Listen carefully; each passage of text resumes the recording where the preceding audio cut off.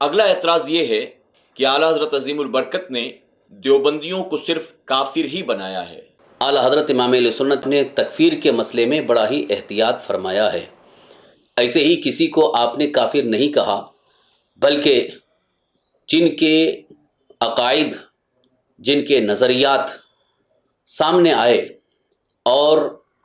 ان کی کتابیں تصنیف ہو کر منظر عام پر آئیں، اور کتابوں میں وہ تحریریں تھیں جن سے کہیں شان مصطفیٰ صلی اللہ تعالی وسلم میں توہین ہو رہی ہے، یا اللہ رب العزت کی بارگاہ میں توہین اور بے ادبی اور گستاخی ہو رہی ہے، تو ان تحریروں اور ان کتابوں کی بنیاد پر اعلیٰ حضرت نے ان کی گرفت فرمائی، اور پھر ان سے مفاہمت کا سلسلہ جاری رہا۔ ان کو بتایا گیا، انہیں اس بارے میں آگاہ کیا گیا کہ آپ کی فلاں تحریر سے بارگاہ الہی میں، بارگاہ مصطفیٰ میں توہین ہو رہی ہے، گستاخی کا پہلو نکل رہا ہے۔ اس سلسلے میں کئی دنوں تک یہ مفاہمت کا سلسلہ چلتا رہا۔ اس کے باوجود انہوں نے جب رجوع نہیں کیا، توبہ نہیں کی، باز نہیں آئے، پھر اعلیٰ حضرت امام اہل سنت نے ان کی کتابوں اور ان کی تحریروں کو حرمین شریفین کے اس دور کے جو علماء تھے ان کی بارگاہوں میں پیش کیا، تو وہاں کے جو مقتدر، معزز، معتبر علماء دین تھے، انہوں نے جب ایسی تحریروں کو اور ایسی کتابوں کو دیکھا تو فوراً انہوں نے اس پر یہ فتویٰ دیا، من شک فی کفرہ و عذابہ فقد کفر، جو ان کے کفر و عذاب میں شک کرے وہ بھی کافر ہے۔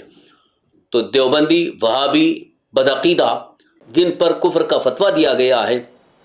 ان کے متعلق ان کی کتابیں اور ان کی تحریریں آج بھی وہ اسی طرح سے موجود ہیں جن تحریروں کی بنیاد پر ان کو کافر قرار دیا گیا ہے۔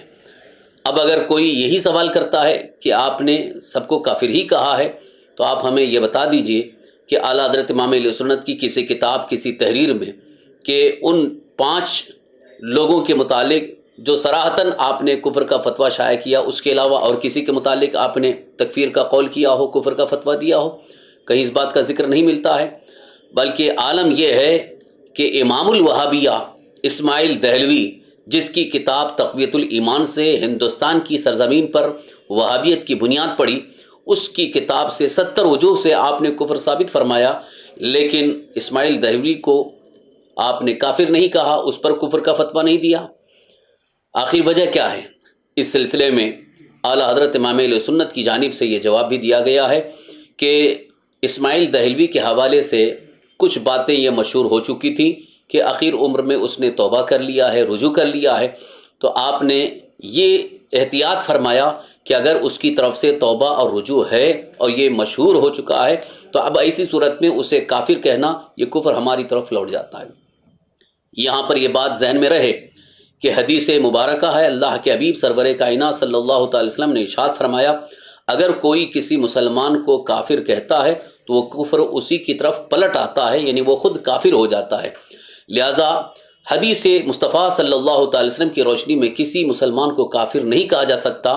جب ہم یعنی عام علماء نہیں کہہ سکتے تو ایک ذمہ دار مفسر، محقق، فقیہ کسی کو کافر کیسے قرار دیں گے؟ لہٰذا یہ جھوٹا پروپیگنڈا ہے کہ اعلیٰ حضرت امام اہل سنت نے سب کو کافر بنایا، ایسا ہرگز نہیں، بلکہ جن کا کفر واضح اور ظاہر ہو گیا کتابوں سے، تحریروں سے، ان کے اقوال اور ان کی حرکتوں سے، تب ان پر کفر کا فتویٰ دیا گیا ہے۔ واللہ تعالی عالم۔ رتبہ ہی کچھ ایسا ہے اونچا اعلیٰ حضرت کا، دنیا بھر میں ہوتا ہے چرچا اعلیٰ حضرت کا،